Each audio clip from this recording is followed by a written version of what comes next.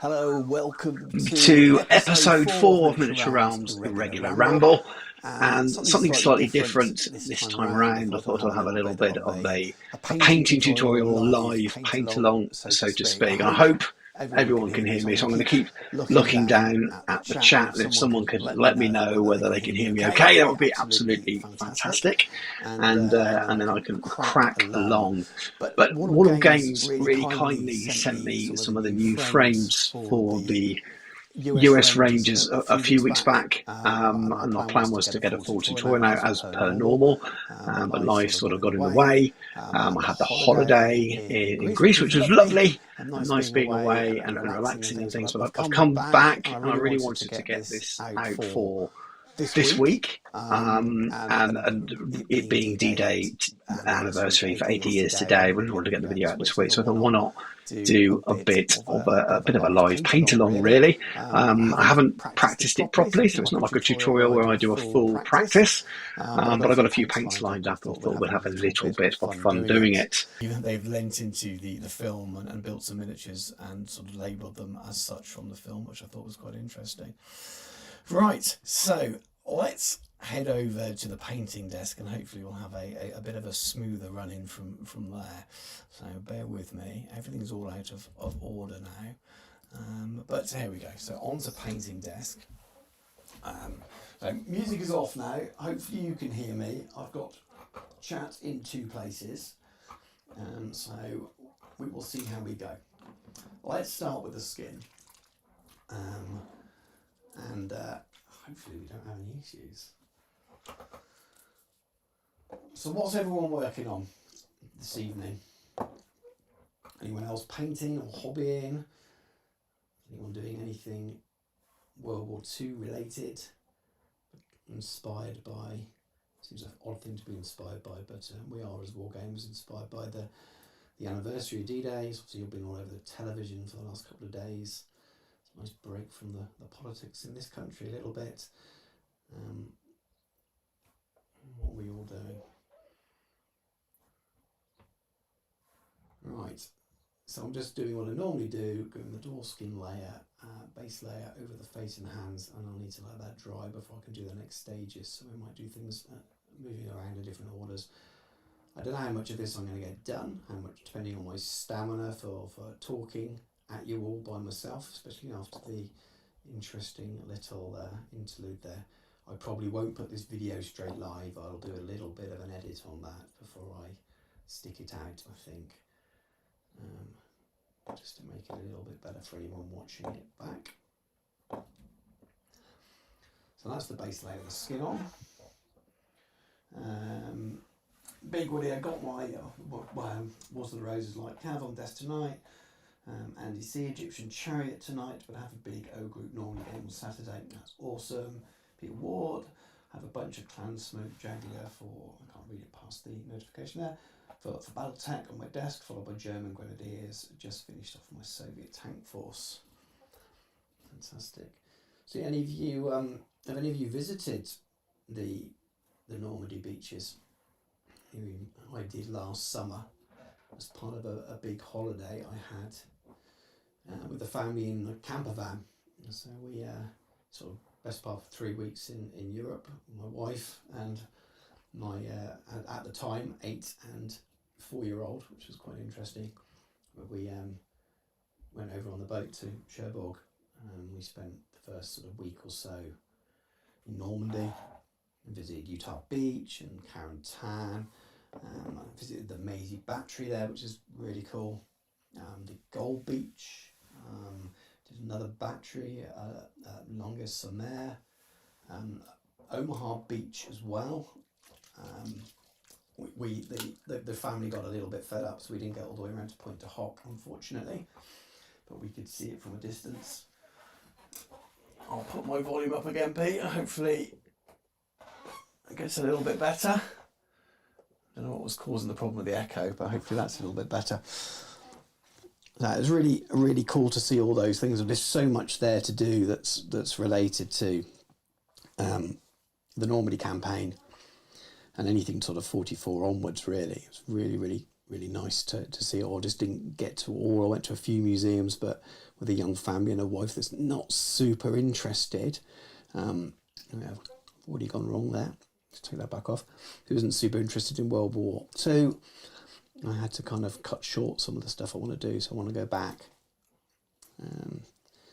After Normandy, we went on to Black Forest for a few days, and then we went on to Luxembourg. And when we were there was a kind of memorial for Patton, who liberated the Ettenbroek area.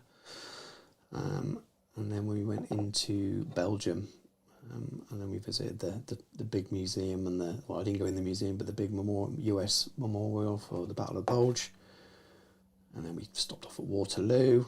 I did Dunkirk as well, which obviously is not D-Day, but on the way back, and before we went to Calais and back again. So a big, really cool round trip, but there was a big chunk at the beginning that was sort of in Normandy, and it was brilliant. I just want to go back and sort of revisit parts, go to the bits I didn't see, so the remaining 2 beaches I didn't get to, and some of the big museums that are there that I just didn't really get to go in, because I think everyone was having World War II fatigue other than me.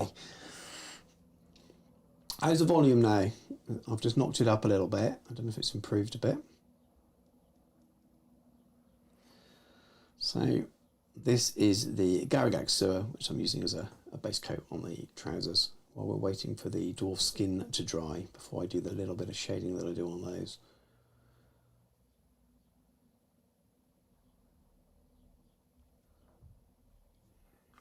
Hopefully drying time doesn't cause too much. I probably should have made a couple so I could keep switching between them in true one I made earlier style. Right. Still a little bit wet on the skin. And we got them. So yeah, kudos for getting to all those sides. Yeah, it was luckily the family liked doing that kind of stuff. Even when we were in Greece recently, it was always sort of an all-inclusive pool and beach holiday, but we still went and visited 3 castles on Corfu. So we do like to get out and do those kind of things. So it makes it a little bit easier. But I think there is a little bit of fatigue for the youngest ones when they're kind of being dragged around. So for them, it's just a beach and things. But the beaches were amazing. It's nice to see them sort of bustling with people enjoying them. I felt with Utah and felt the most haunting, but that's probably just because it was really quiet. But when you get to Gold Beach, there's lots of life around there, lots of sort of things going on, and then Omaha Beach there was just people playing on the beach and things, families doing what you do on beaches, and it was just lovely to see. But you didn't get quite the feeling until you sort of walk up to the memorials and things like that. There's some lovely memorials there. Very much recommend it if you like, or just have a passing interest, really. It's amazing to see that firsthand. Right, let's have a go at the rest of the skin. So again, nothing new to people who watch the channel a lot. We have the deep purple and we have the gloomy violet, which I'll use to do a bit of shading and add a bit of variation to the skin tone, and we'll come back and highlight later on. Just add a little bit of water to the deep purple. We start with the gloomy violet, and I'm just going to, hopefully you can see it on the camera okay, apply it around the top of the helmet and around the neckline, just to add that little bit of shadowing. Just a little bit wet, so I should be waiting, but it might be alright.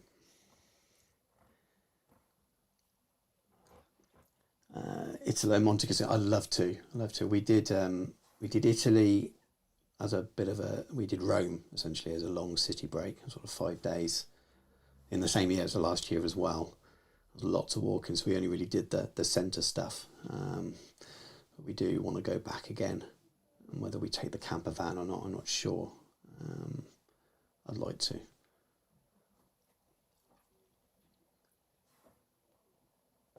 Right.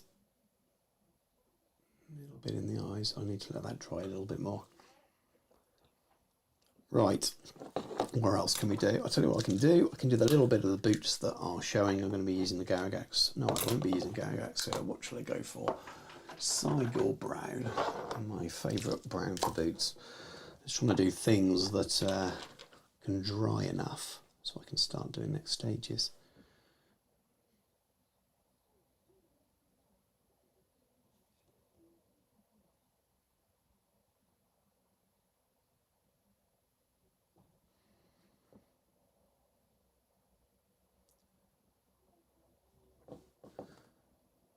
Love this paint, it's a really nice rich colour.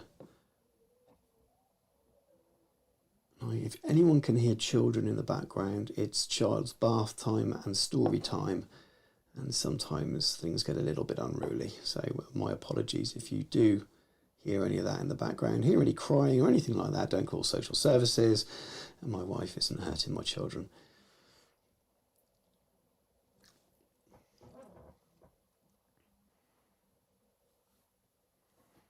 Just checking the chat again, so yeah, Andy visited Utah Beach and Cam Museum a few years back, haunting display the empty beaches. Yeah, there's some beautiful, I don't know how long they've been there, but really, really nice kind of iron sculptures at the beaches now.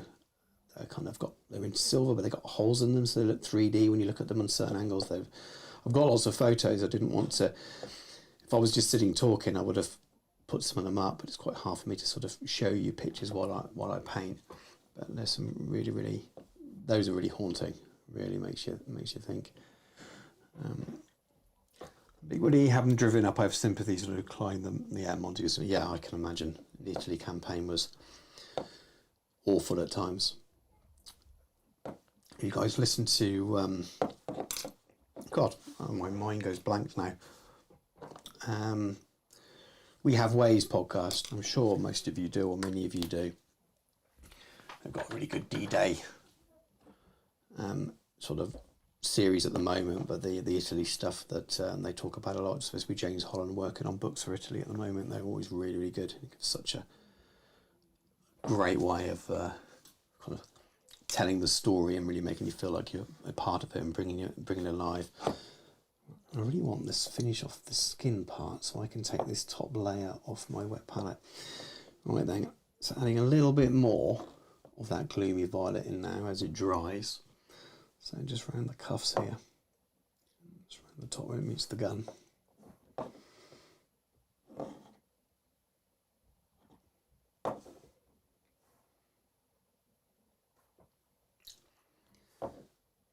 And then we have that deep purple, which I talk about all the time. At the moment, I'm just going to pop it across the top of the knuckles.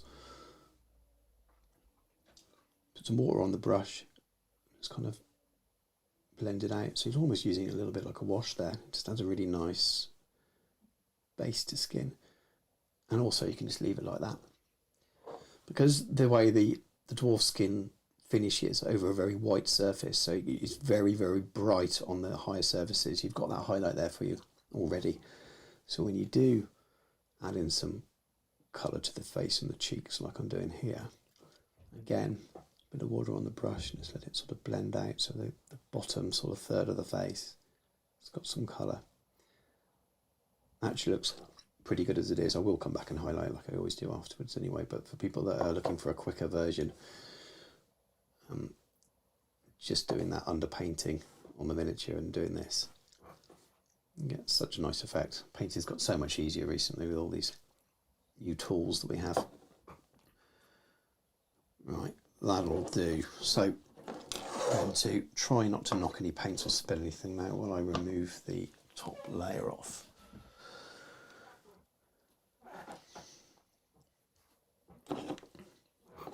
Okay, so let's have a go at the jacket, because this is the bit I think is the hardest thing to get right.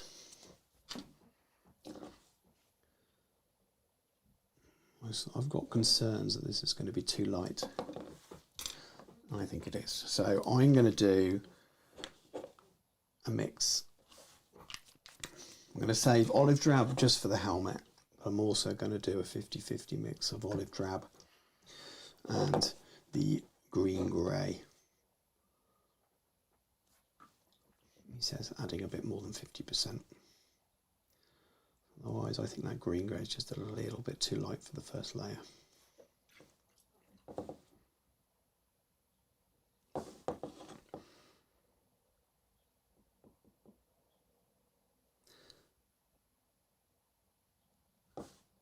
I'd really like the layer to look at their express colour range and keep expanding it and try and do some military colours, so to speak. Especially for browns are a bit better, but greens is something they're not quite there yet with. And I can understand why they wouldn't do it, because I think a lot of historical war gamers wouldn't. A little bit slower to change in their approaches and then maybe move to those kind of paints. But if they do, I think it will really help as well. Because I'm using contrast for a lot of the rest of this now, I'm just trying really hard not to get the areas I don't want to. And keep it on camera as well. So normally now I'll be moving this all over the place. I'm trying to hold it in positions I wouldn't normally hold it in, just to try and keep it in view.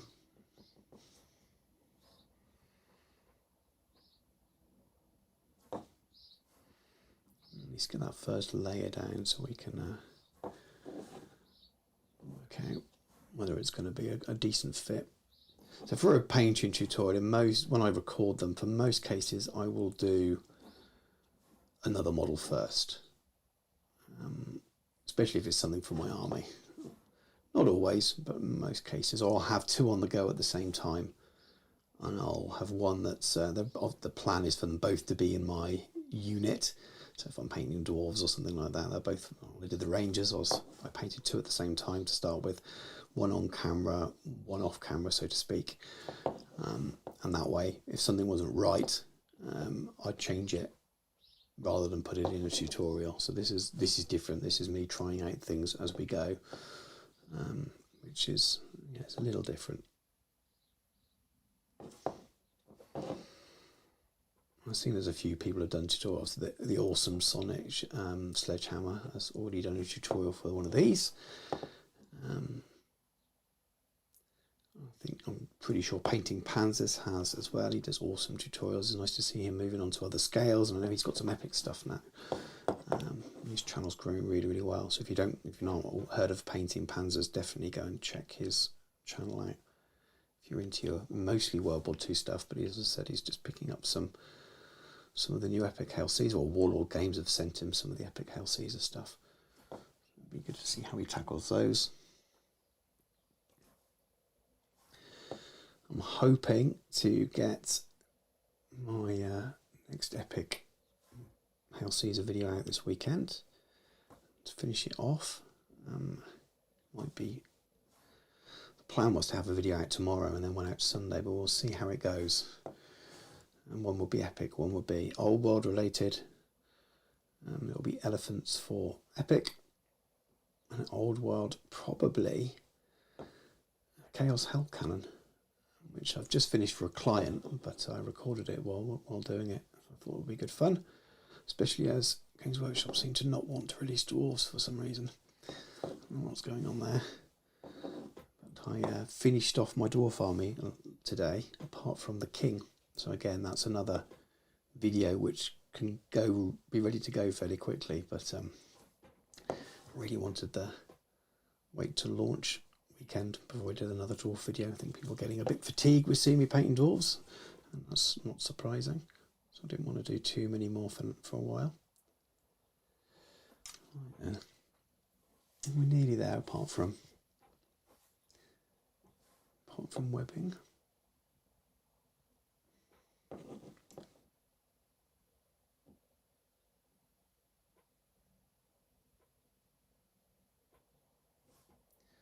It's definitely hard to get into the angles I want to without taking it all off screen.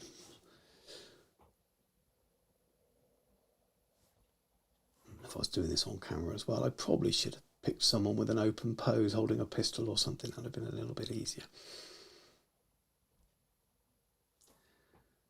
I do like to paint miniatures fully assembled, especially for tutorials as well. I know that the majority of people just stick their minis together as well, so I like things to work the way the majority of wargamers paint, especially as I'm not really ever doing kind of high-end show level stuff. It's good level tabletop, but practical skills for people that are trying to get armies on the table. And I know that people so often, you know, very few, I might be wrong, but I'm going to make the assumption that there's quite a very few bolt action players build their armies in sub-assemblies and have stuff on corks and stuff. I think that's different style of painters. Just looking at you, Dan. I was hoping you're inside track on the dwarf announcement. I'm afraid not, Andy. I genuinely, while I know some people that work at Games Workshop, they are utmost professionals. They would never, genuinely would never share anything, nor would I ask them to. So not at all, I'm afraid. I don't get any early rumours for Games Workshop. Any predictions that are made and things are just based on a bit of common sense, really. Which, surprisingly enough, you can look at what Games Workshop does and their practices and things and the way they do stuff, and you can have a pretty good educated guess at stuff. But someone commented in the last month, actually, about the video that I made right back at the beginning of January 2023, when I sort of announced that I wanted to get into Old World, and I knew at that point that the people who were in the team, so I knew it was coming from the same management side as Middle-earth Strategy Battle Game, and all my predictions are just based on, I think the game's going to run a bit like that game, bringing back old minis, etc, etc. It is all pretty logical, but someone commented and said, "You got it all right." I was like, well, yeah, but I didn't know, I just guessed based on putting two and two together. But now I'm afraid not. I have no idea. I've got theories that I thought it was going to be out before AOS 4. Seemed to make sense to get it out and then have a bit of a gap. The previous two releases were 8 weeks between. Well, there was 8 weeks from announcing Orcs and Goblins till they arrived, and obviously the first two were out at the same time. We're in the 11th week now, the 12th week. I think if it doesn't come this weekend, that'll be 12 weeks, which is generally the longest, I think, that it goes. It tends to be 3 months, 12 weeks, and when they show off a painted miniature to the point where it lands to pre-order. So I might be able to put me straight on that, but if with AOS taking up the summer, I think if they release Dwarves 8 weeks, and announced the next faction would have need to landed right smack bang in the middle of the summer of Age of Sigmar. So then moving to a slightly longer gap between the two maybe makes sense. So I still think if we get Dwarves this month, so pre-order and delivery of them, so launch, that could leave a nice 12-week window before whatever's next comes along. I'm still hopeful, but I'm getting more and more concerned. What should I go for next? I'm going to use the contrast on the gun. So who knows, really? Who knows? I really, really hope so, because my army's sitting. At the moment, my White Dwarf miniature is going to be on a 50mm base to represent the King on Shield Bearers until I can get my hands on that new plastic king. I don't want to go and buy the old one when that new model looks so awesome, but we will see. No mistake there. So what else we got? So yeah, Tot Remington, who gets tired of seeing dwarves being painted. Some people do. I can see from my initial videos, I can see obviously the returns on who watches and who's excited about what. And I've got a very, very sort of probably unusual mix of viewers.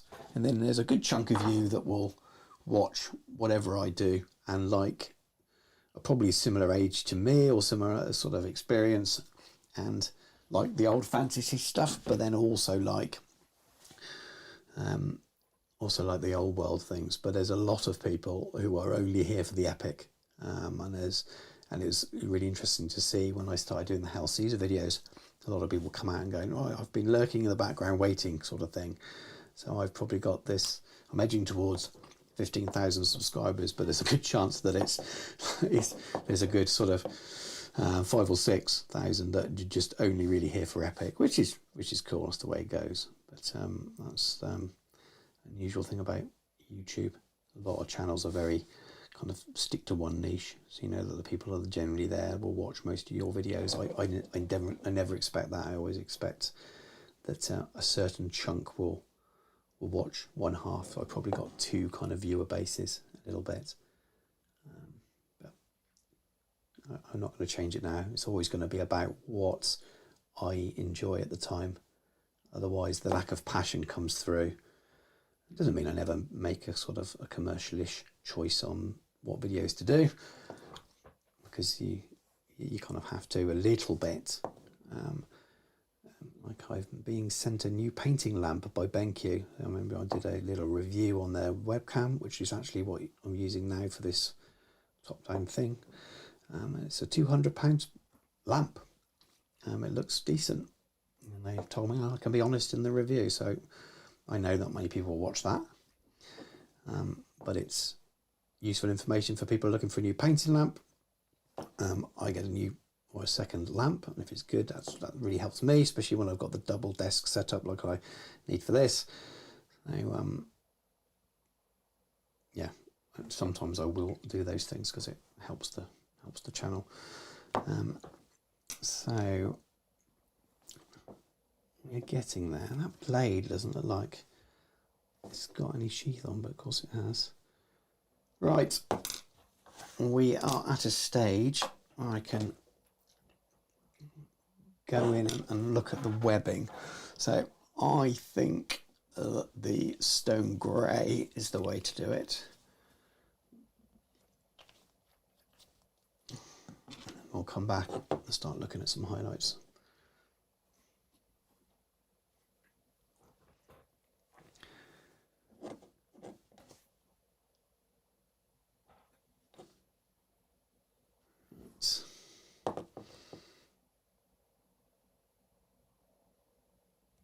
This is very bright, so I might make some, I don't often shade with washes much anymore. I tend to work up, but because we're trying to stick to something closer to the right colours.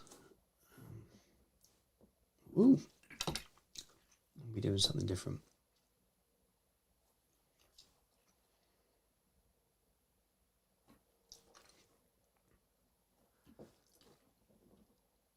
When I make a mistake, I always tend to try and tidy it up straight away with a clean brush. I know some people will just leave it and go over it. I'm sure I waste my time sometimes, especially when it's something that can be easily covered. It's a little habit I have.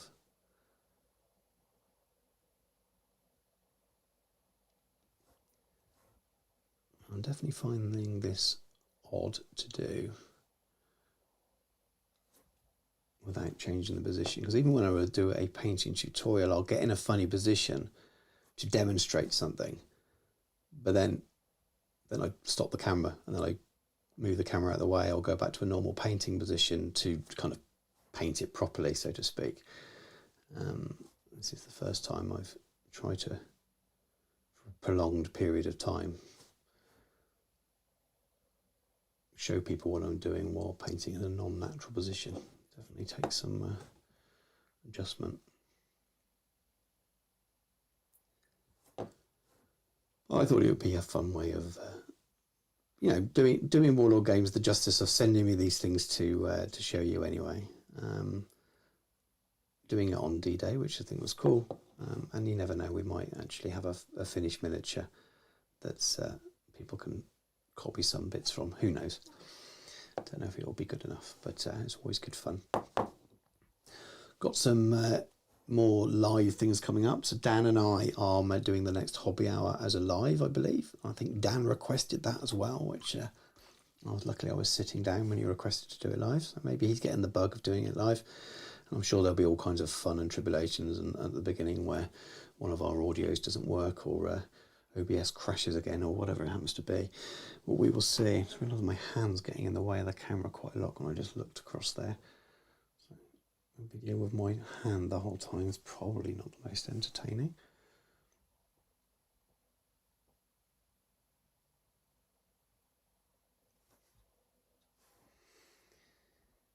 I don't know how much of this I will get done on camera tonight as well.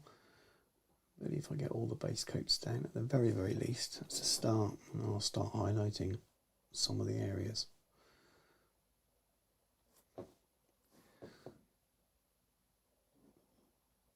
Yeah, it's definitely odd base coating in a mid-tone rather than, or even, it almost feels like a highlight here.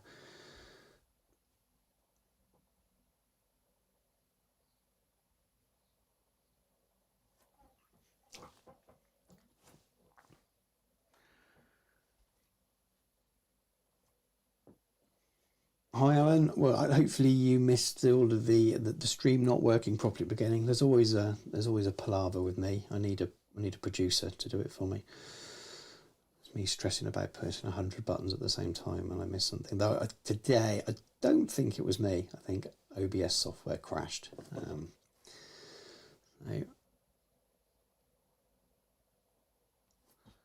Maybe I should stop being tight and actually pay for StreamYard. But then I hear complaints about those as well. But I might have to if I'm going to keep doing these. I don't want to keep having issues. And I've got a new computer now as well, so that shouldn't be the problem. It's been an absolute joy to edit since I got the new one. Just showed me how slow my old one was. So what do people think for the strap and the edge of these goggles? Now I picked the helmet with the goggles on. We're thinking webbing colour for the edge, or something else. That would seem a bit bright on the helmet. It seemed like a target. I might have to Google it in a moment and try and find out if not. Same size brush for everything. I do tend to use my size 2 as much as possible. I always end up buying a couple of size 2, a couple of size 1 and a 0 every time I order from Rosemary & Co. I just use the size 2 to the point where the point starts to just get a little bit off, to the point where you can't do eyes with it. And then I switch over to another size 2. And then when that one goes, then I kind of use it for base coats and things, but switch to the size 1. There's no point in me buying size 1s. I should just buy loads of size 2s really. So yes, it's snakebite leather. Yeah, the Garrigan Sewer is very close to snakebite leather kind of colour. Red leather for goggle strap. Red leather. Okay, so I can probably go for either a base coat. Thanks for that, Alad. Base coat the same as I did for the boots. So like Saigon brown, which is a deeper brown, we've got reddish tones with it. And if it's an orangey red leather, then I'd go for something else, but I'll probably go for that because I can always highlight bright if I need to. And I'm sure I've already painted other parts of this the wrong colour, and someone will come along and tell me.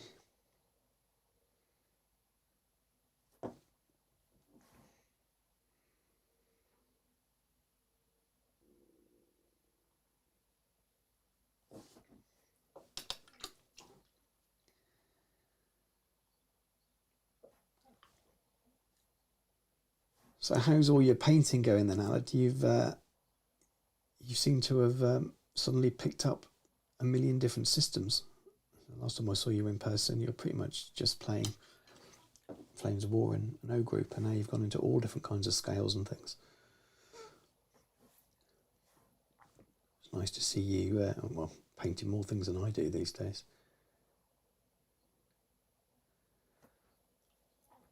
I definitely keep making mistakes here. Come on. Right.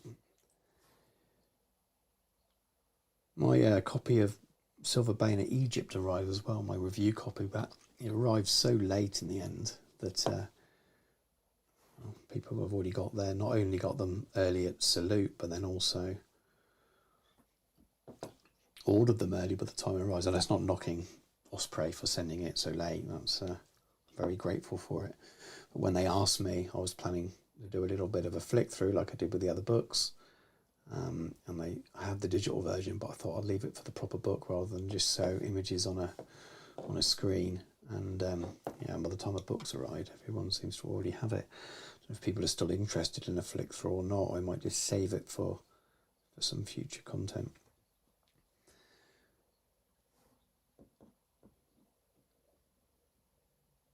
Definitely struggling. The camera is what you can't see is the camera is literally in front of my nose. So I'm looking around it at times, which is making it quite hard to see what I'm doing.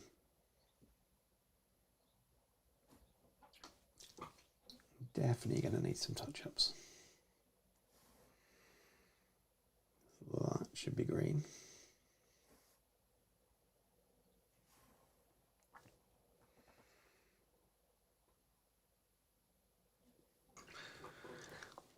So, Aled, I blame Swansea Club. Sharp plastic crack for Epic. Oh yeah, you're doing the Epic stuff as well. Yeah, that's how far are you getting on with that? That's, I reckon, having painted the Hail Caesar stuff a bit now, I still think American Civil War Epic is probably the easiest to get on the table in terms of speed out of all of the Epic ranges. Especially Confederates as well, you can be quite messy with those.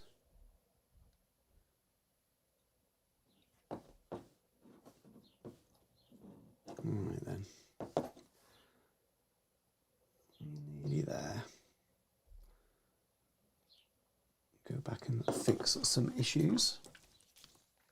Neil G, hi all.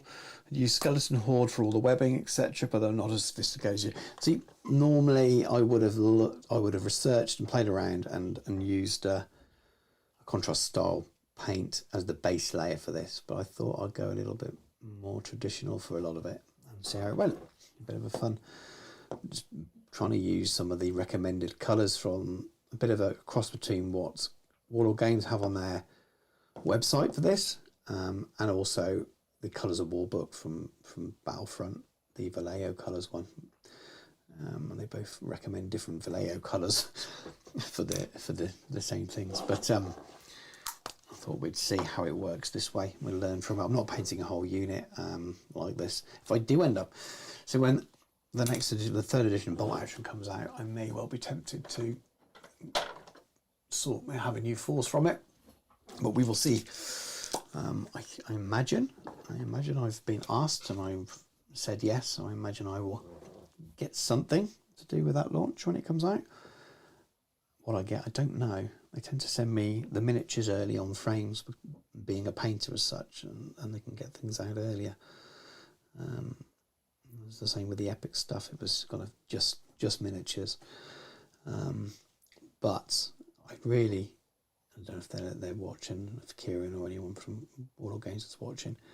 I'd really like whatever basic two-player starter they get for Bolt Action, and see if I can get my eldest involved and do it that way. That would be a nice way of doing looking at it a different way, and whether it's do some content on whether it works for younger people and getting them involved in historical wargaming, because it's such a good way for them to learn history. And my son knows a little bit about World War II, having had to traipse around Normandy with me. And I think it could be nice content, so I will ask them if that's something that's possible. I might do it anyway and buy the starter set myself, but I appreciate how lucky I am just to be getting sent stuff nice and early. What's people's predictions then? What's people's guesses for the next Bolt Action? What's going to be in the starter? Is there going to be a two-player starter box? I think there must be, but are they just going to do new army boxes or something? They've announced that the first book is Germany, haven't they? So maybe, I think they did. He says, scratching his head, hoping he hasn't mentioned something he shouldn't. I'm pretty confident the press release for that I got on the day that you're allowed to mention it, and I didn't say anything. So, what are people's predictions? It's going to be obviously going to be Germany, isn't it? It's whether I didn't think they would start with Italy or something like that, or Japan. They've done those already in the more recent starters as well. So I guess the question is it going to be British or US as the other side for a starter? And is it going to be what era of war? Are they going to go late war? Because it's probably the most well-known, most marketable. And we've got obviously D-Day 80 years this year. It seems like a smart thing to do. I just can't help think that would sell a lot more and be a lot more marketable than doing early war or something like that. Yeah, but let me know what your predictions are. I mean, if it's, maybe it's these Rangers are in it, which would be interesting. So then I can finish what I've got and work a force like that. But we will see. Yeah, I'm not enjoying the base coating this webbing with the flat colour like that. I've got so used to using the contrast style paints. I can see there's been a lot more work this way, but you know, I may well make a bit of wash out of Skeleton Horde in a moment, because that could be a nice way of doing it.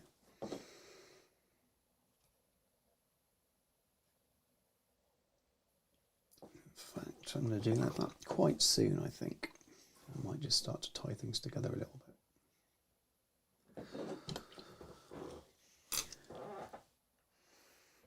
Right, so Skeleton Horde.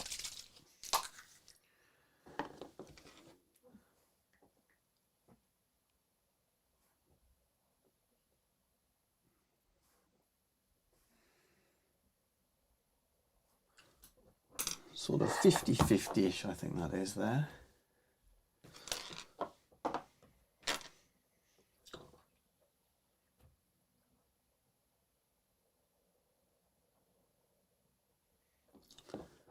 Right.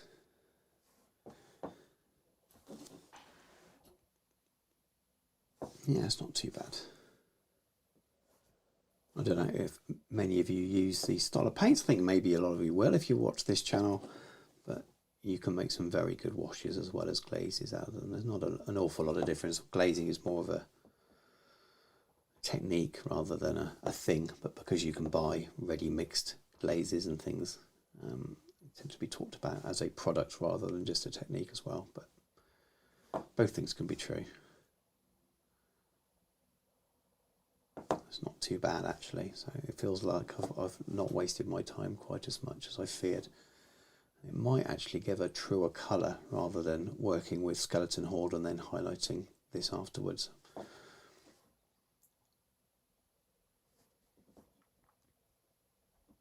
It's maybe a little on the blonde side, but we'll see.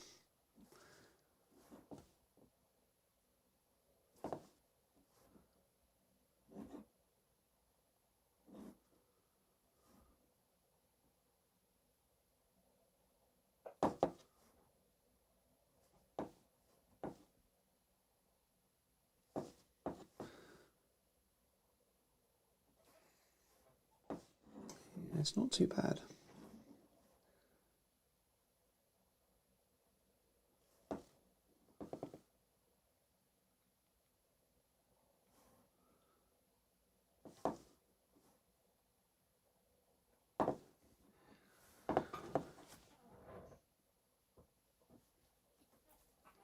Let me catch up with the chat bit. So Kelvin, hi there. How you doing, mate? How you finding the new Ranger Minis? Well, this is the only one I've built. If I'm honest with you, they look pretty cool. I really like them. I don't, as I was saying, I think at the beginning when maybe things weren't working properly. So I'll repeat myself, knowing that most people might not have heard it, but my sort of knowledge of World War II is quite macro, kind of historical books rather than the more typical wargamers uniform and weaponry side of things. So more from a sort of strategic, political, that kind of side. So I'm not an expert, so I don't know whether these miniatures are accurate, etc., because I know what it can be like sometimes. But I think they're great. If people have got comments on them themselves, I'm really interested, because I know sometimes it's a case of, yeah, they're great, but they would have had shorter coats or something like that at that point, or so yeah, in terms of how that works, I don't know, but I think they're really nice minis, and the more modern bolt action minis, the plastics are great, really good, and I think Warlord Games are up there. They're not as good as Games Workshop for plastic miniatures. Games Workshop are just so far ahead, but they've had years perfecting it. But I think Perry and Warlord Games plastic miniatures, the multi-part plastic miniatures, are right up there behind Games Workshop in terms of the best. And War Games Atlantic are pretty good as well, but I don't think they're as good. On the whole, I'm sure there's the odd kit, but I don't think they're as good as these. I've got the British Rifleman from Napoleonic period, 95th sort of thing, and they're nice, but I don't think they're as good as these Warlord Games style World War II Scobs. I think these are better miniatures, so overall go together better. I think the proportions are nice for wargaming, so I think they're pretty cool. So yeah, I think they're good. I guess probably US Normally Landings or Battle of the Bulge if they lean towards Germany, but Bulge would be brilliant. Really good. Yeah, that would be cool. That would be very cool, because they have covered, haven't they? They've done Band of Brothers, so they've covered the 101st. Well, they've covered Airborne anyway in terms of D-Day. So moving on to that sort of Battle of the Bulge era would be a really cool way of doing it, because I imagine they may well keep those existing sets going to a certain extent and change the rule books out, maybe, who knows. But that would be cool. So it looks like they're producing something different, and people have already bought those sets, are likely to go and buy a new one. And Bulge would be great. Yeah, now you've said it. I would love to see that. That would be good. If it couldn't be British, so I'd like to see British D-Day or sort of very early June sort of 44, or Bulge, and then head back to sort of Airborne and their slightly changed uniforms. Otherwise, almost normal uniform by then, isn't it? Right, let's do the trousers. Let's highlight the trousers while we wait for those bits to dry. So we have the flat earth and the tan earth, which is one of my little go-to triads, along with the Garagax Sewer, which I use all the time on my videos. Just a really nice kind of warmish leather brown.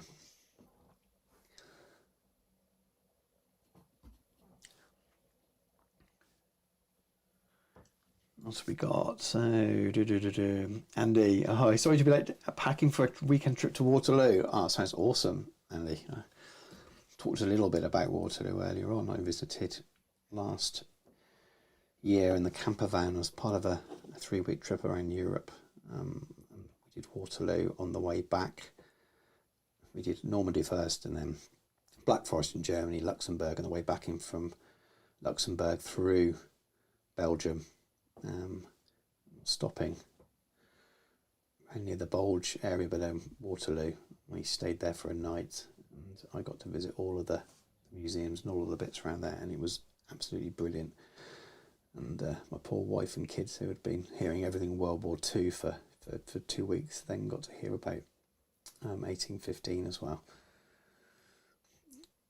My poor wife today was talking to me at lunchtime. She had a day off today. She was talking to me at lunchtime about how she really wanted to go to somewhere in central Spain, because it was in a book that she'd read, and she said it seems silly, wants to go, and I said no, that's fine. Is it anywhere near Salamanca? And then the trip's now been taken over as well. Why don't we just, in the camper van, why don't we just drive through Portugal and through Spain? And then I told her it was all to do with the Peninsular War, and I think her eyes rolled a little bit, but I might get my way because she wants to visit that part of Spain. Would you recommend bolt action figures for dioramas? Yeah, why not? I suppose it really depends on the aesthetic you're going for, and how much freedom you've got with poses and things with them, rather than if you can find the metal poses you want for a diorama, then you might get a few that are less of the kind of slightly comic book look. I like the comic book look for wargaming miniatures that they do, but I know some people might prefer something else. But yeah, why not? Why not? Perry's will be good as well, but I don't think their World War II range is quite as extensive. In fact, do they do I know they do desert troops and things. Have they ever done sort of late war European theatre stuff? Never looked on their website for it. Kelvin, I think Warlord are doing everything up great at the moment. They seem to be doing very, very well. I agree.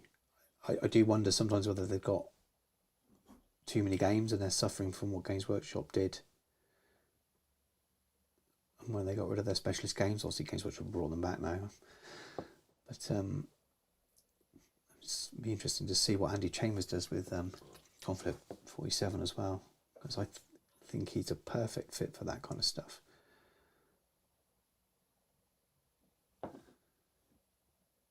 Really, really interesting as well. I mean, I probably told the story before, but I used to live in Cheltenham and I played War Machine, a bit of fantasy, but mainly War Machine with a guy called Russ Charles. And he works for Steamforged Games as sort of creative lead now. He's definitely a sculptor. I don't know if he was a lead sculptor there. I don't know what he's doing exactly with them now, but he set up, he started the Conflict 47 stuff with his friend Chris, and Chris lives in Worcester, so not too far from me. And they run Conflict 47. First off, it was a 15mm game, and I first saw the sculpts. And Russ was a teacher, and he ended up quitting his job and going into miniature sculpting full time, and they set up that side of the business. And I think I don't know how it came. I don't know the story about how it came about with Warlord buying them or taking the license to do it, but it seems to be pretty good. Nice to see their vision doing so well, and now Warlord taking it on. And now Russ is at Steamforged, and Steamforged had just bought the Iron Kingdoms and War Machine and Hordes from Privateer Press, which is just, I think, huge news.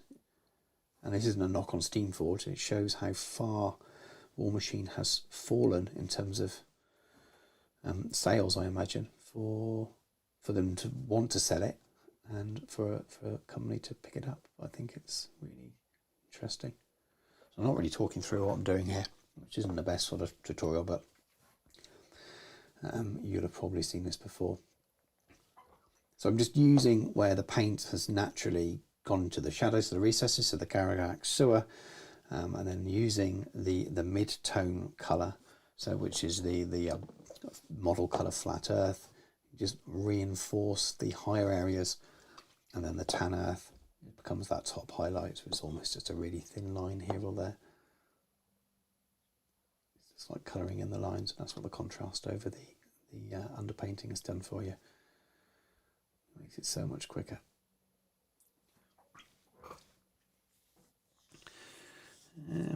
Keep trying to keep checking the chat at the same time. So Peter, I'll be tempted to do I'm going to butcher this pronunciation now.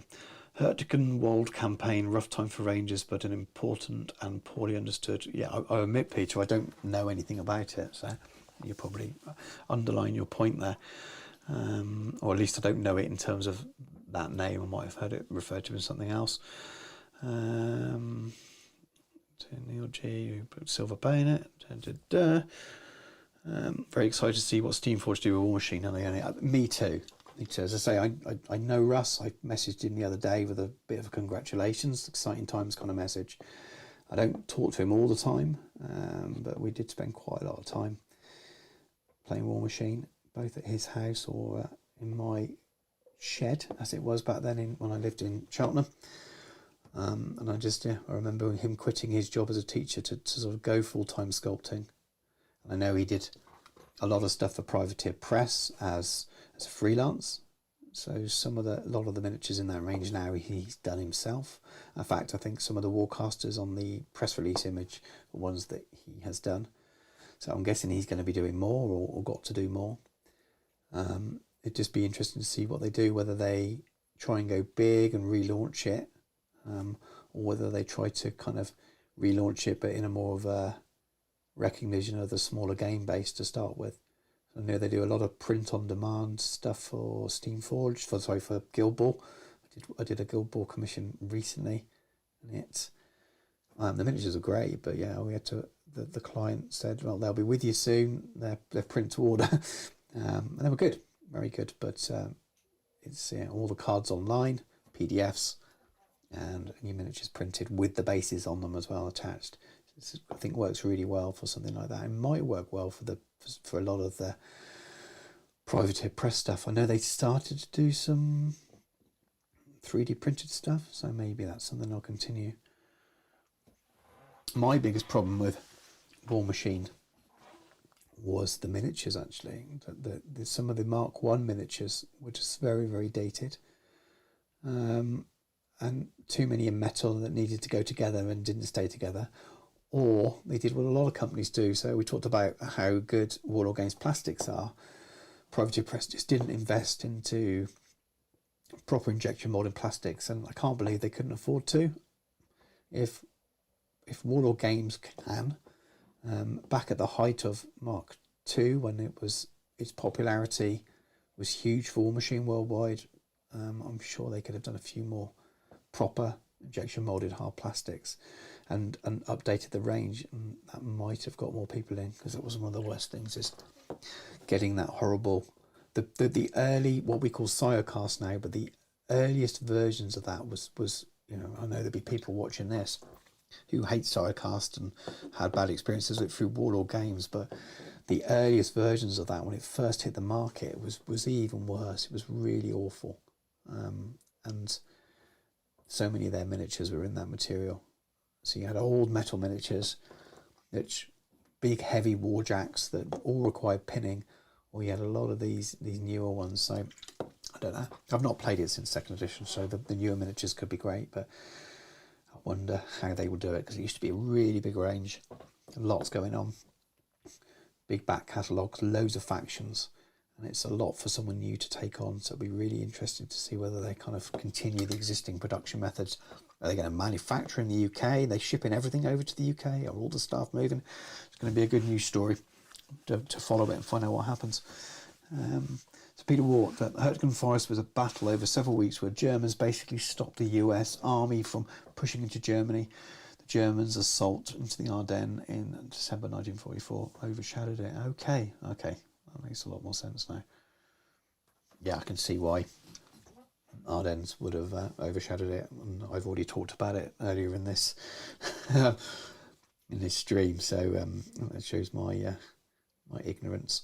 Right, not the best on the trousers, but we got there a little bit. So I think the skeleton horde is mostly dried, so I am gonna go back in with, what colour? It was a stone grey before, wasn't it? That's probably going to be the wrong colour now, so let's use a little bit of Iraqi sand, I think. I'm probably going to turn this into a colour that it's not now. Is that going to be a mistake? Am I being led by the skeleton horde tone when it needs to be more like the deck, something like a deck tan? I'm going to try both. So obviously they're completely different colours, and I started with that sort of stone grey colour, but because I've added the skeleton horde, it's obviously added a very creamish looking colour to all that webbing. So the natural highlight is going to be to go in with something like Iraqi sand, but is that just going to change it too far away? So I'm going to do something different and first and try the stone grey. We might even need to do a bit of a mix.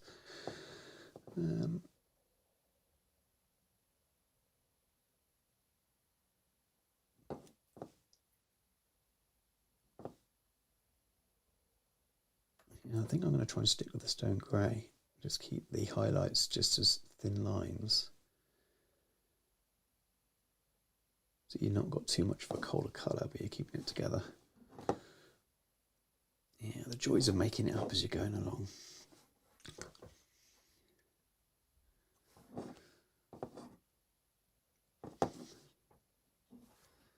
So I keep looking up and realising how much my hand is just blocking anyone from seeing anything. So I'll try and reposition myself slightly.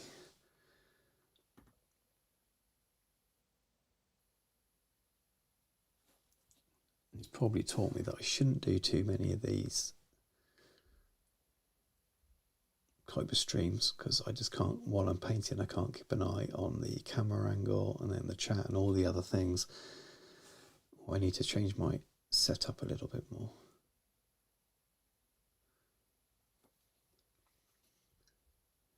I know some people do it and they make it work, so it'll obviously be done.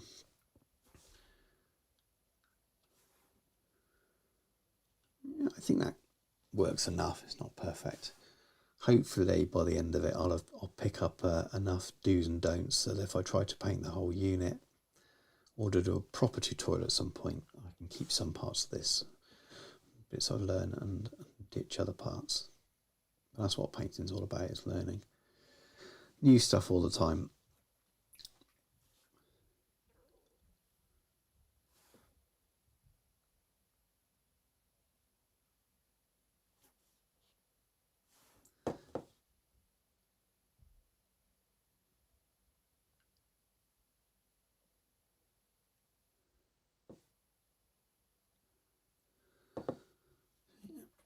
I think it works. I'm stalling now, so I need to work out what I need to do with the jacket.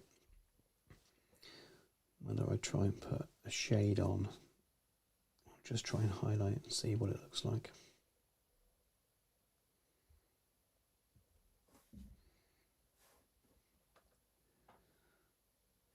Is that working better as my hand out the way more? Try not to just go straight back to what I was doing before. I think it might be out of the way a little bit more now.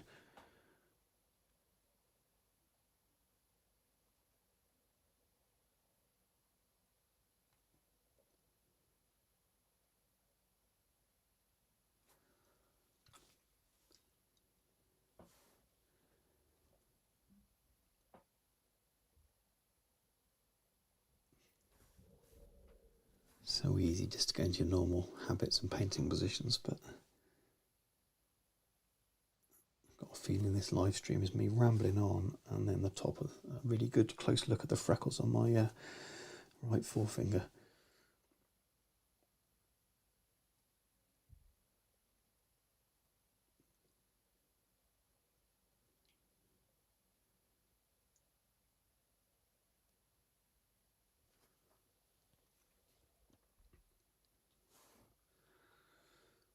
I suppose another thing they could do for a starter set is look at Italian campaign, but Germans more than Italians.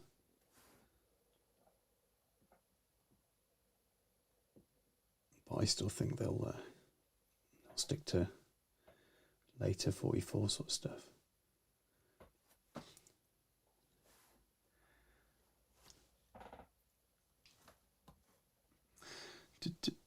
I missed the start of the stream. Are you having a particular character from Saving Private Ryan? It's just having a go. Just having a go.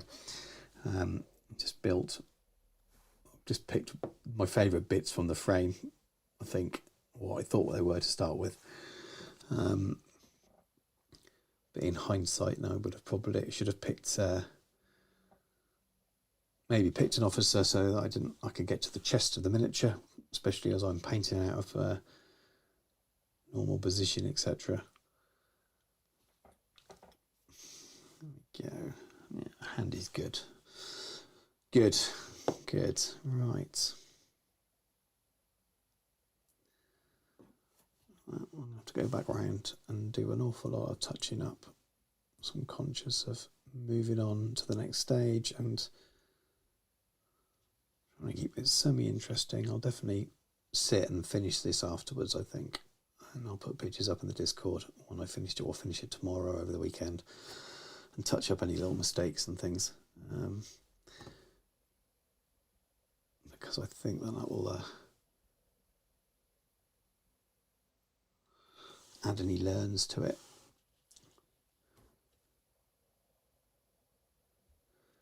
But the old the stone grey with the wash and this highlight does work for this kind of webbing, I think. So I know someone will come along and say, if this is a normal painting tutorial, someone will come along and say that the webbing colour was wrong or something, because that's historical wargaming. But it's all good fun.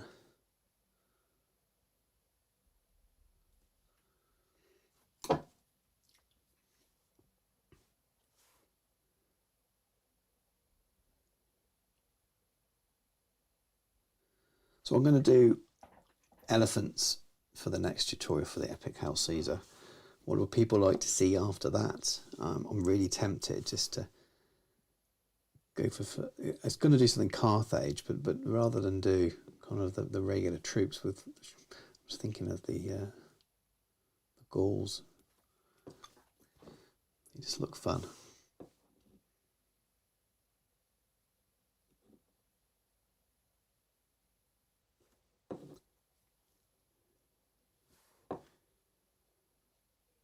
I'm not sure I'm going to do as many I'm not going to do a tutorial for absolutely everything under the sun. For the American Civil War and the Napoleonic Ranges, I was very much, that was the only thing I was working on at the time. And there were project vlogs and things which I know were very, very popular. But Ancients, it's really cool, but it's also not my period. And would I have gone out and bought it on its own if I hadn't done anything with Epic before? Probably not, if I'm honest with you. There's nothing to do with a review on how the quality of the product, just because there's many other periods of history that probably interest me beforehand. So in terms of a big project, I'm not likely to paint both armies, etc., and do a huge project like I did with some of the other Epic periods. However, I would like an army for it. So I imagine it's either going to be Romans, or I will go super niche and literally have just Gauls or something like that, and go for a little force that can take along to things like CrackCon and join in a big game somewhere. But because of that, there won't be a project vlog as such, I don't think. I might change my mind. I've got too many other projects on the go at the moment to do that. So there'll be lots of painting tutorials, but the odd stand here or there might be the only thing that I do end up painting of that unit.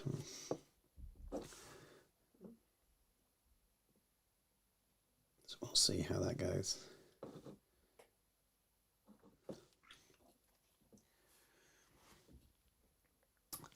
And the elephants would be very useful. I have some for my Ottomans. Yeah, the elephants are just such fun models. I've got an idea how I'm going to do them. In fact, they're all ready. Got some here. They're all ready, underpainted. Might do a bit of a dry brush. So it's going to have to be a sort of a glaze over that skin, isn't it? And just hopefully I can get it looking nice, because the grey and black contrast paints are probably some of the weakest in the range and look worse just on their own, especially for something like that. So I'm very conscious of them looking a bit crap. So I've got some ideas and I need to test them out. So I've got the whole stand to do. So I've got 2 of them. If both appear on the final video on a base, you'll know that that my test goes well. If only one appears in the video just on its own, either I've run out of time or the other one became the test one.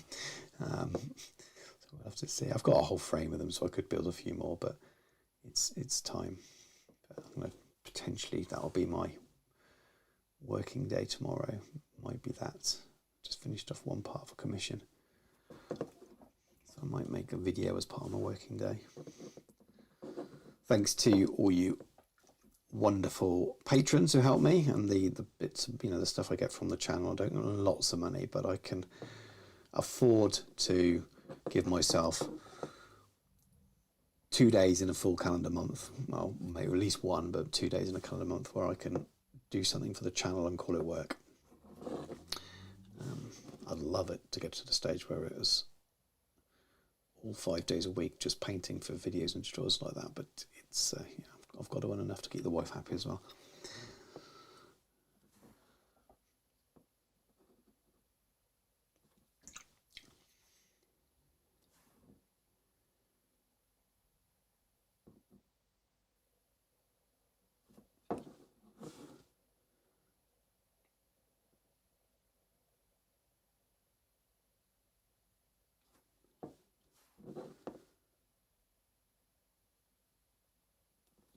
Now, it's not going to win any painted awards, but I can see a method forming. It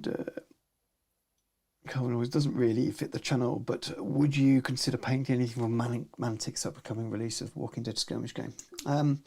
Well, in terms of fitting the channel, I'll paint anything.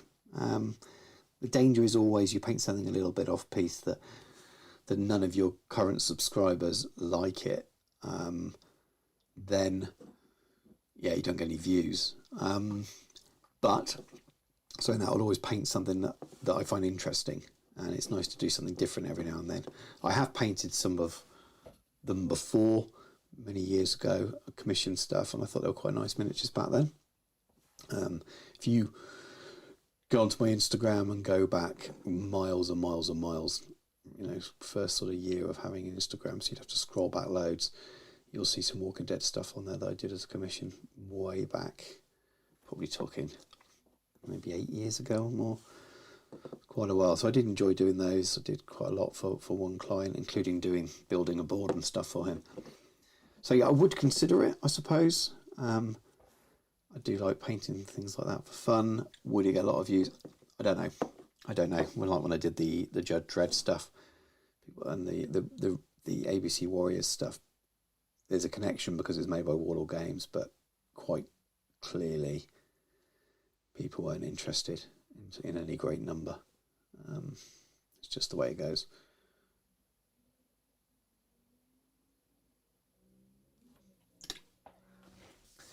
I'm really excited by the diversity of the Carthaginian armies. It means with enough you could Roman campaigns against them, the Gallic Celts, Iberians and Carthage. Yeah, it seems, I know, as I say, I'm not an expert in that era, but talking to Martin, Seventh Son, about it, there's so much there. I think, especially with the Celts being a separate sprue, I was worried they're going to be on the same sprue because they're a separate sprue, and you can buy sprues from Warlord anyway. They tend to sell them quite quickly now on their own after release.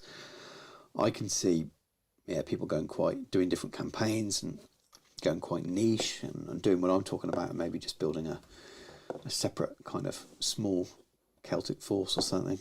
I know there's going to be enough 15mm ranges out there that you could fill in any gaps, I suppose. I paint quite a lot for a regular client and do a lot of forged in battle miniatures for him, and they're okay. If you're missing the odd sort of command unit or something like that, you could probably get them from them. I'm sure there's 3D options as well. You might be able to do the social wars with the Italian. I mean, it's not something I'm familiar with, the Italian ally strips. I mean, I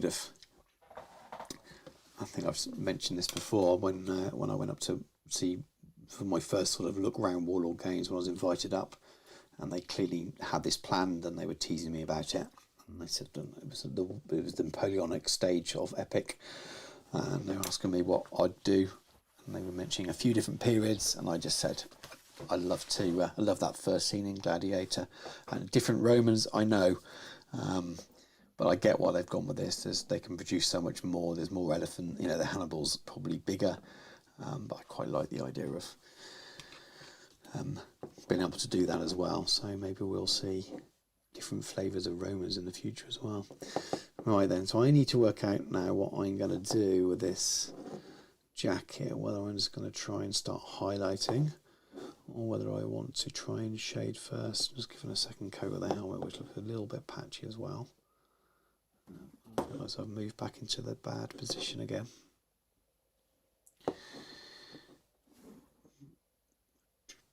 So I've been going a little while now, but I'll go a little bit longer. And we've got an awful lot of it done. Right then, what shall I do with that jacket? Shall I try and produce a wash, using something like Minotaur Green. If it goes wrong, it will wreck it, but it's tempting. I'll look for a shade. So, contrast Minotaurum, probably 2 parts water here. I'm going to risk it and see what it does. Probably a little bit on the green side, but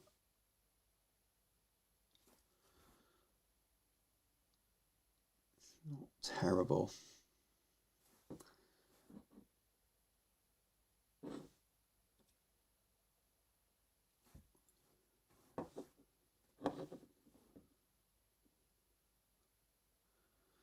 But it's all about playing around with it. I don't think that's too bad, but it does mean I've got it very, very wet, and it's going to be a while before I can go and highlight it.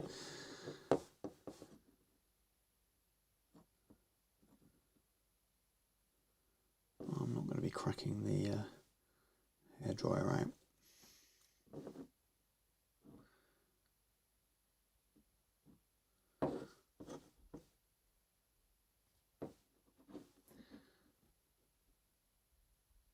Does the job a little bit. Yeah, I need to find some contrast greens that will work well for military base coats. I think that will solve a lot of problems, because the rest of it we can do quite well.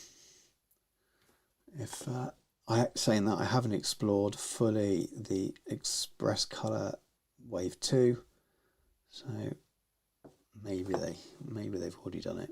I just feel someone would have been shouting from the rooftops about it if that had been achieved.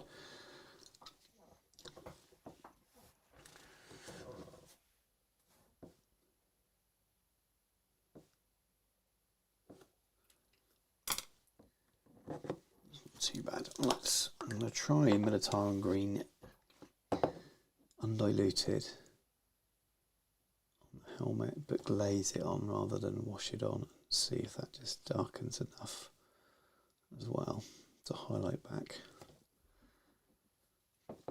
because it's looking a little bit grainy over the white base.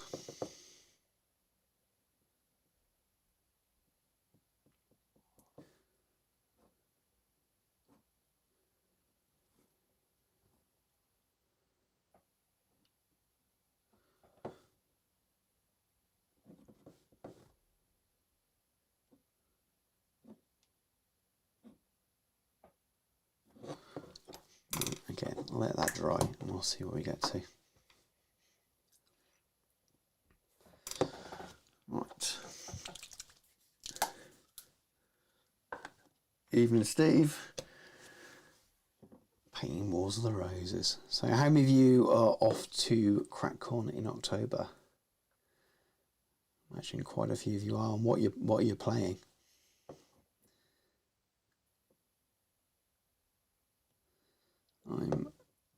Dan and I are off. We're running I don't know if it's been announced or not, we're running a painting competition. Dan's just going to be doing that and hanging out, and I'm going to be playing Old World. I think there's still a slot. I might be wrong though. I thought there was still a place for Old World left.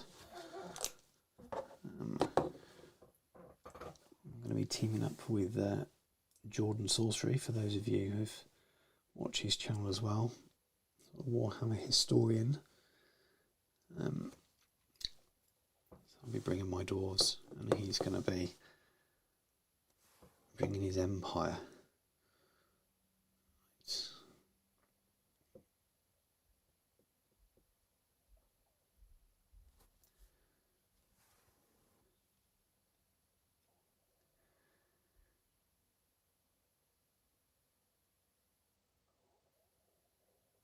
So the lenses being clear, could you do them a lighter green? Maybe, yeah. I was tempted to go comic book styly on them, so make it quite a shiny glass, or generally just do them really dark, because it depends where your light is, and if the light is shining on glass, it looks dark, doesn't it? It looks black almost. If the light's sort of behind it, and then it looks a bit brighter. I don't know. I probably should just do them dark if they want to look realistic. I'm also really tempted to go cartoon bluish on them or something like that, which would probably look silly, but it's good fun.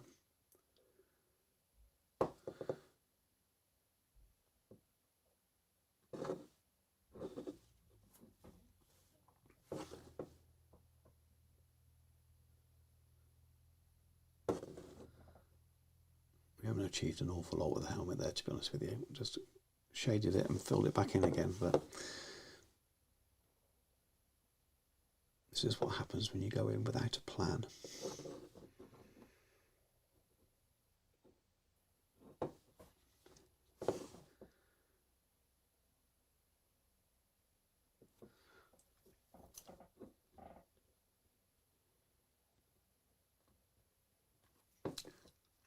We can always try and tidy up the goggles anyway. So what do we need?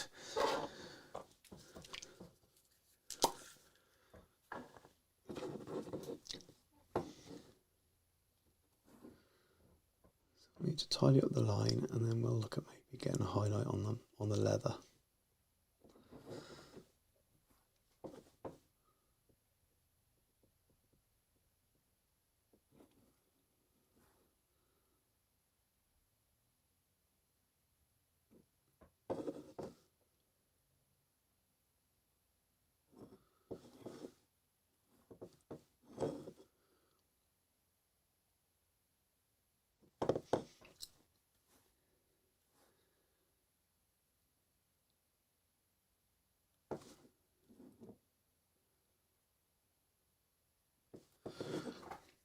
Right.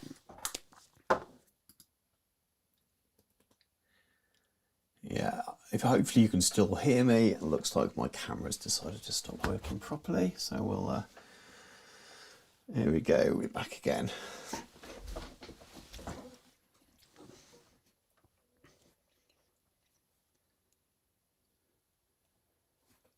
Right, I should be back.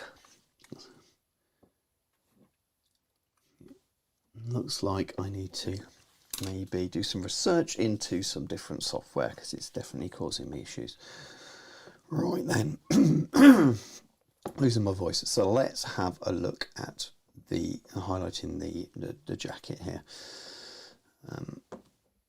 So we're going to start with the same olive drab and green grey mix that we had before.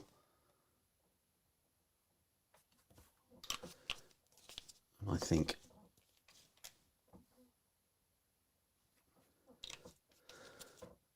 I'm going to slowly add in some stone grey to it for the highlight.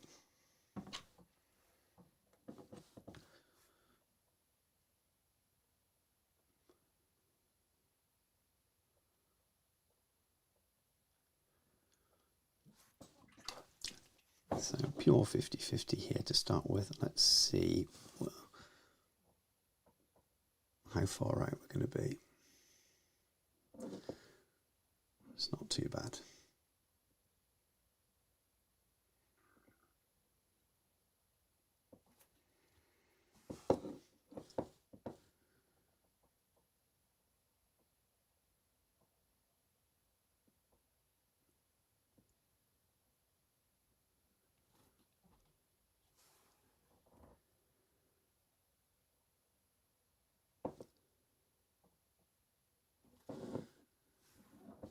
It's not perfect, but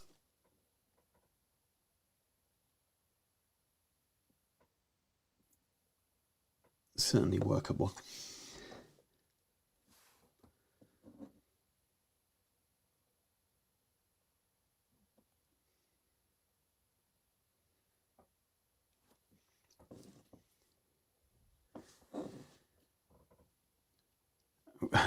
I'm glad I'm back for everyone else. Luckily, I saw that issue, I think, a little bit earlier than the last time when I was talking away for God knows how long.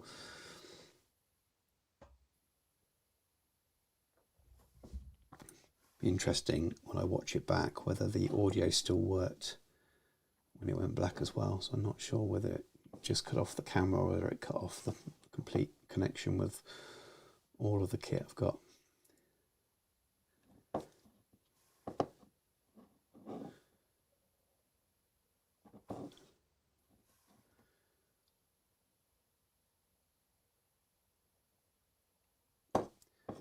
think I'll definitely try and do some editing on the recording for this and then put it out just to take out the definitely the big issue at the beginning.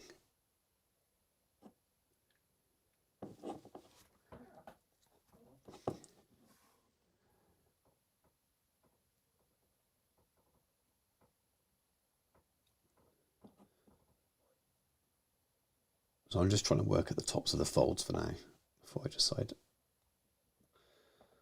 how this highlight's working.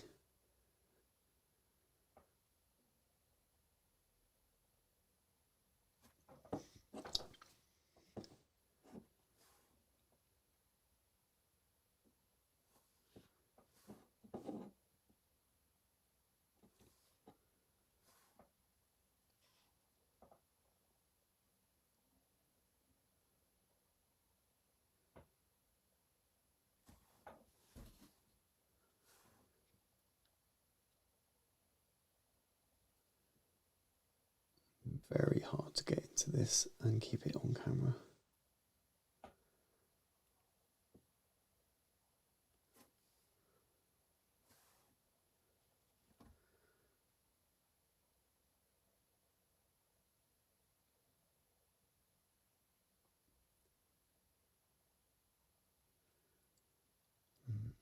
Not 100% happy with it.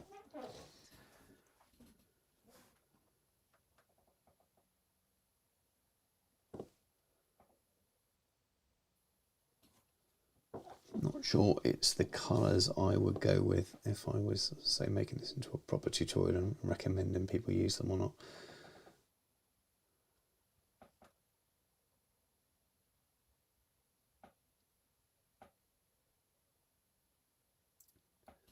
Definitely easy to get away with using contrast paints and things like this at sort of 15mm when you're doing Flames of War and things. The smaller surface areas, you can get away with using some of the greens and the Citadel range a little bit more. You get less of that kind of the lighter surface colour, which is often the issue.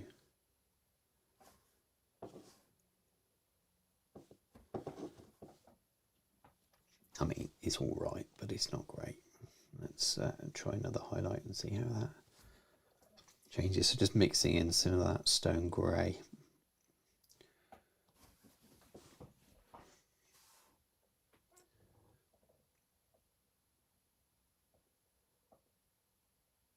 Sometimes it's the next highlight that makes the difference. Here's hoping.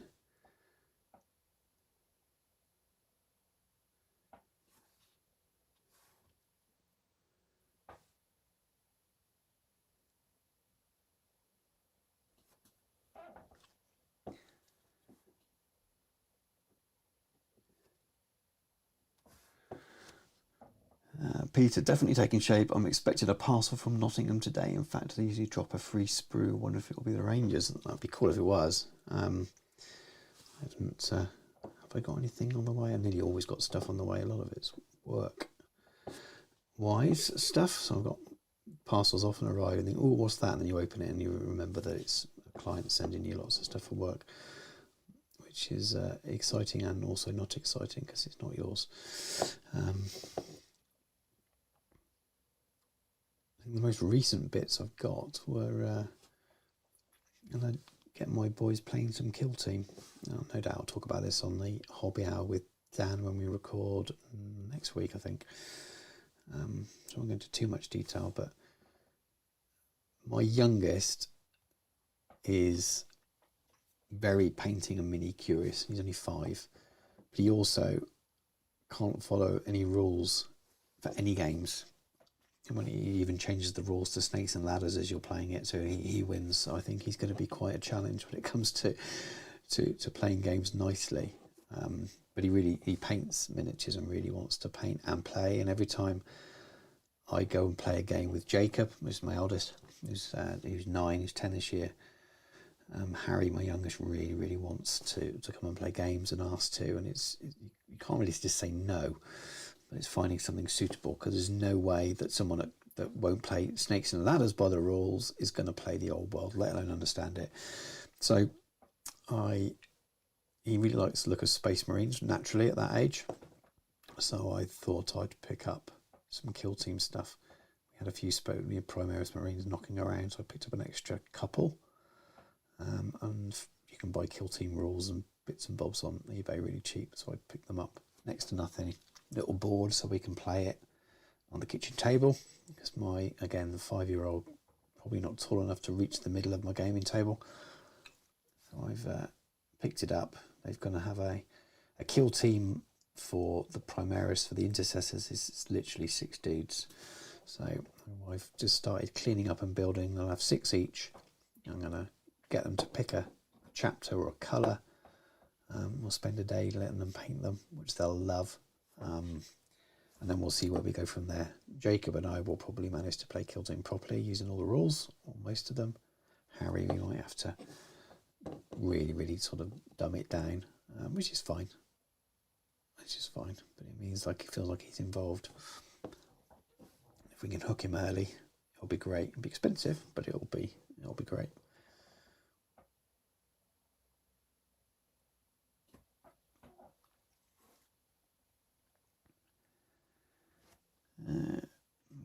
My 3-year-old, this is Big Woody, my 3-year-old snuck into the office and gave my SAS Jeeps a bit of a paint job. Luckily, they weren't primed, but I learned my lesson about leaving my paints out. Oh, God, that could have been a disaster. Steve Harbour, just go 6-inch move, unlimited range is 4 to hit, 4 to save. Yeah, I was thinking something like that.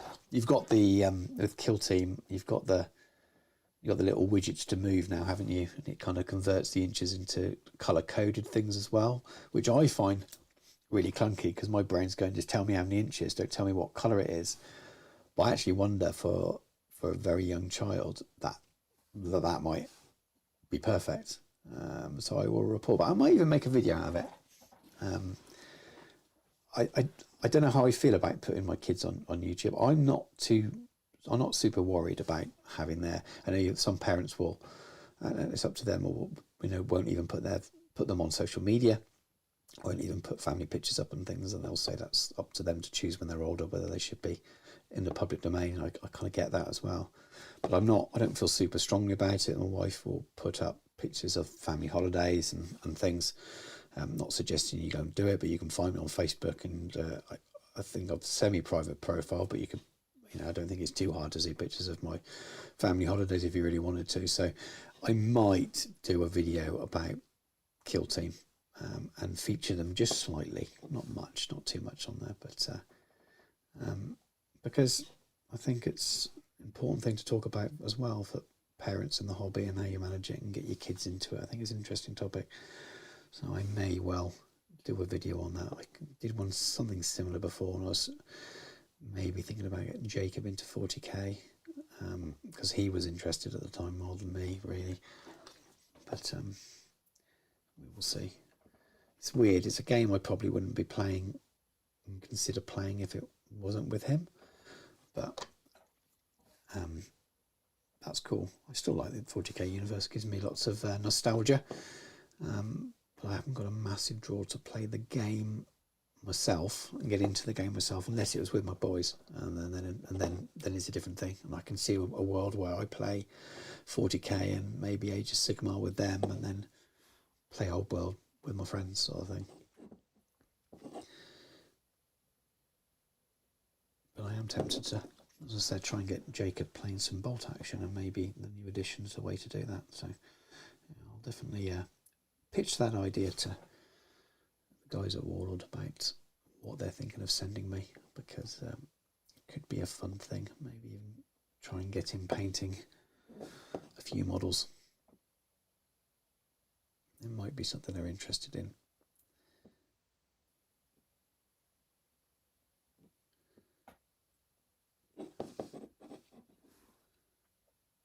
Have they released the date yet for the Warlord Games Open Day?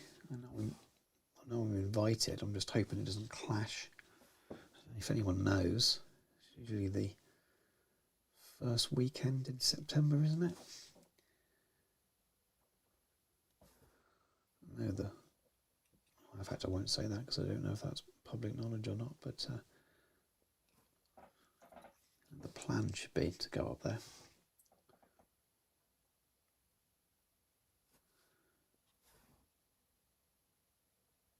It's definitely better with the extra highlight on there. I probably regret actually using that Mediterranean green. It's just the undertone to it that I'm not liking a lot. I need to play around with it when I'm not on camera, and I can get to all the bits that I need to move under my nose to do.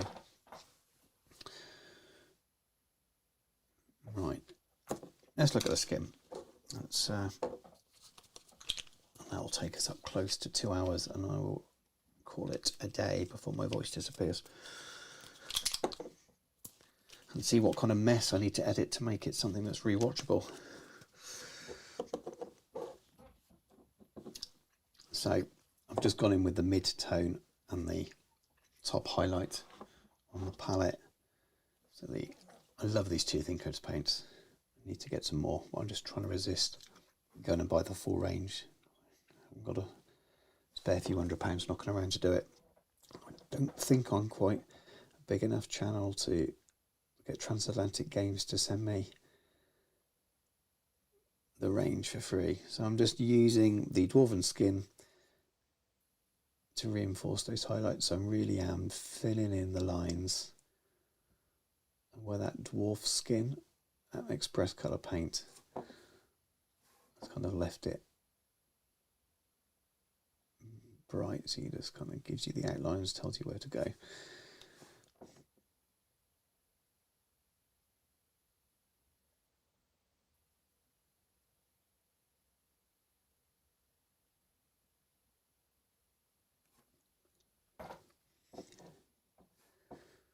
think I'll go back in with those shades afterwards as well, as glazes.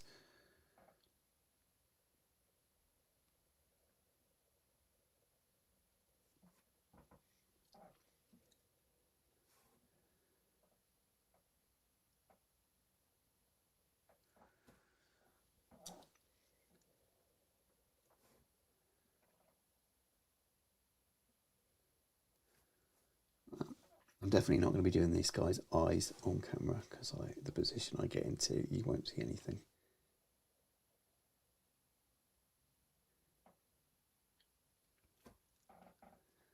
I do want that base tone.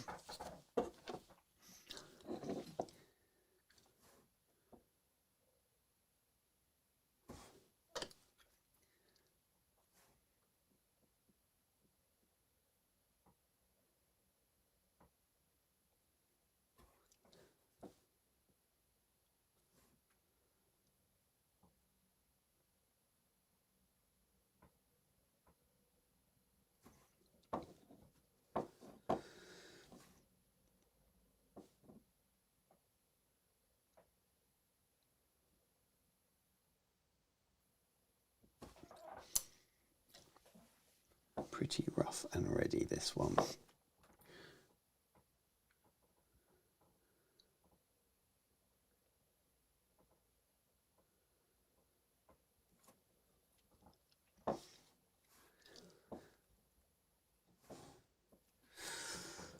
Thanks for dropping it in, Calvin.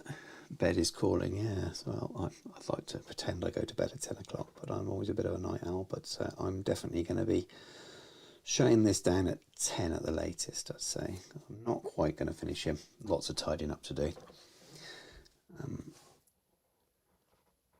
But I'm definitely not 100% happy with him, but I feel like I've got the method for, probably for the webbing. I'm actually more happy with that than I thought. Trousers absolutely fine.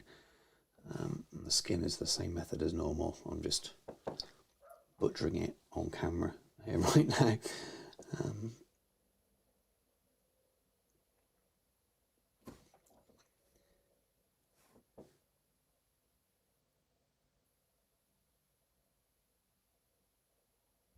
But these are good paints.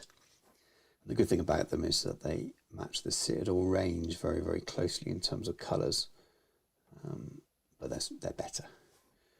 But it's very, very handy because people are so used to using Citadel paints that you can find good alternatives in this range. It's good for recommendations, but also for people to find as an alternative.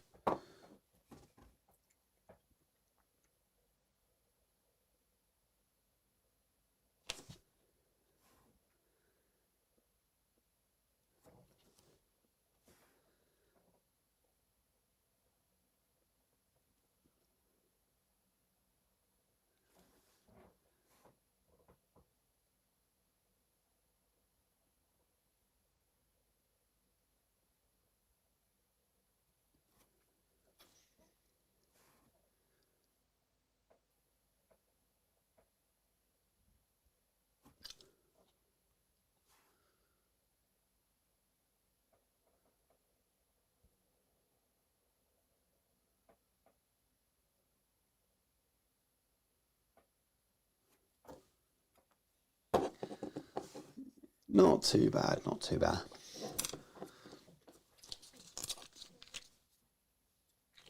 So this is the deep purple. So while I started with it on top of the dwarf skin, you can also go and glaze it back afterwards.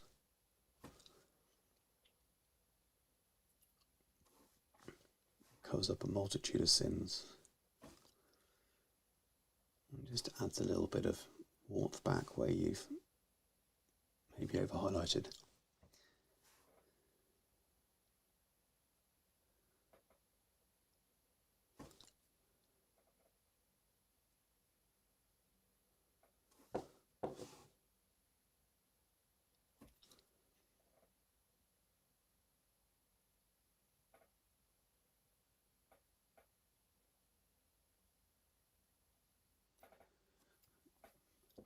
I realised I didn't use the finish off the goggles at all. Let's have some fun then. Let's do very quickly, try and do the cartoon version of the goggles.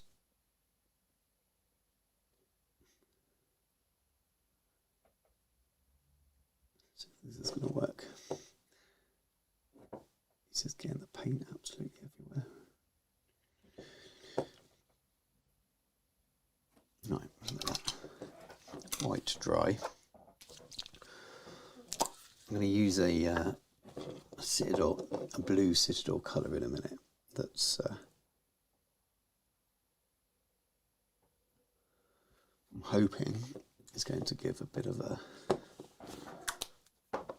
cartoony blue with glass effects. We do a trial and error. It's spilling this paint everywhere. Ooh.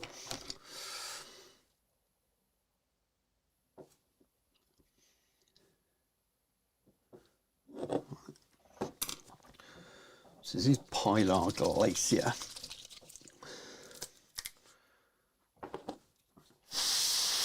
Excuse the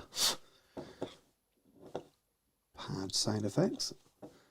Let's just see, this will be super, super cartoonesque, but I just wonder.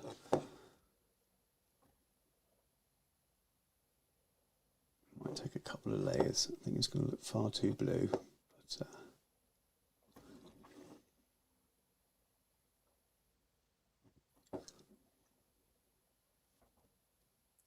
very, very thin sort of sky blue colour. Just take it off the centre a little bit with a clean brush. You should have some of that white showing in the middle. I'll have to see how it dries, I think, which probably won't be on this stream. It's super, super cartoon. Lots to do on it, loads of refinements, especially as I can't get in the angle that I really, really want to. Not happy with the jacket colour really, haven't highlighted the helmet, so there's some things to work out. If I was going to do a proper tutorial like I mentioned, there'd be colours that I'd try again, try different things. The webbing in the trousers fine, boots I haven't highlighted. Now you quite often wouldn't for these, because I'd put powders over them and things, it'd just waste your time. but I'd want to work on something. I'd either want to find something as a base to the olive drab and green grey mix, which was those. It's 50-50. I'd find something to go below that, a darker colour. So, because I didn't feel like they started dark enough. The Militarum green is a bit of a wash for it, didn't work. I'm not really a kind of an Agrax Earthshade kind of guy, so the jacket needs some work. In terms of top highlights, that's fine, but it's got a little edge of green in there I didn't like, so it needs a darker tone to it. So that I'd look to play around and find a different colour for it. But also, you know, he does look like a US Ranger. Doesn't look like he's in the wrong colours completely. So it's been a fun experience. Thank you for everyone who's managed to put up with my sound issues and then the loss of image completely for a minute and well, twice, I think. All been good fun. But let me see if I can get back to me for a moment. There we go. So my eyes have gone funny now because I've had my glasses on for a while, so I can't see anything but blurs. The joys of needing reading glasses. So thank you very much for everyone who's joined me. Sorry about the technical issues. I probably won't just make this live straight away afterwards. I will look at, I've never done it before, but there's the options to edit and see if I can trim the bits out. Otherwise I might just download it and do a very quick edit and I'll get it back up as something that's a little bit more watchable for people watching it on the repeats. Otherwise they're going to see quite a janky start and a complete failure in the middle. But thanks for all the patience for all of you who have watched and joined in the chats throughout, and that's it really. So lots more stuff coming up on the channel soon. Epic and Old World will be the main two themes for the next few weeks. There's a few other little bits and bobs, a few little surprises along the way. I've just recorded a special book club with Jordan. It's talking about a book that's not in the normal Warhammer series. If you do follow those, go and check out Jordan's Sausage channel. That will be along soon. I don't know exactly when it's going to be out, but there's a bit more to do with the little hints I've been dropping about Warhammer Quest and Escape and Slayer and stuff. So that's the biggest hint I'll give you there. But there's, for those of you who are interested in that stuff, what we talk about on that video on his channel kind of tells you what the plans are for the coming months with that as well. But anyway, that's enough rambling. Thank you very much everyone for joining me. Take care. I'll catch you soon.